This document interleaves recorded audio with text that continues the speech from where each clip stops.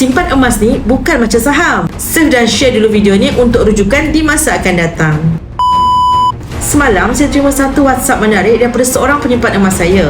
Dia minta saya ajarkan macam mana nak ambil keuntungan melalui simpanan emas di akaun Emas Gap.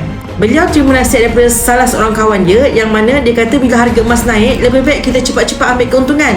Logiknya kedengaran masuk akal, tetapi inilah silap faham terbesar apabila kita bercakap tentang emas fizikal. Jadi saya tanya beliau semula, macam mana sebenarnya nak ambil keuntungan kalau yang kita pegang tu adalah rokok emas atau dinar? Saham mungkin kita boleh jual separuh tengah separuh, tetapi kalau emas fizikal, bagaimana nak ambil keuntungannya? Di sinilah ramai yang masih keliru. Simpanan dalam akaun Emas Gap adalah emas fizikal yang jauh berbeza dengan emas digital. Ia bukan tentang beli pagi dan jual petang nanti. Dan sebenarnya kita tidak perlu risaukan tentang kerugian jika harga emas jatuh seperti saham.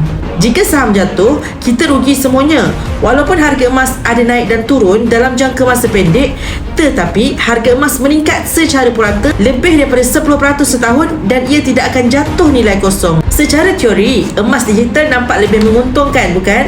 Tetapi ianya belum dikira dengan risiko menyimpan emas digital. Banyak syarikat emas digital yang sudah tidak beroperasi lagi yang meninggalkan penyimpan emas digital tanpa apa-apa dalam tangan mereka, kecuali kenangan. Emas fizikal, walaupun Publigo sudah tutup sekalipun, emas ini masih bernilai di seluruh dunia. Kalau kita serius nak memilih aset dan kekayaan, jangan terperangkap dengan logik keuntungan jangka pendek. Fokus dalam penambahan gram emas kerana di situlah terletaknya rahsia kaya dengan emas. Simpanan emas bukan untuk ambil keuntungan setiap tahun, tetapi untuk menikmati keuntungan berganda dalam jangka masa panjang.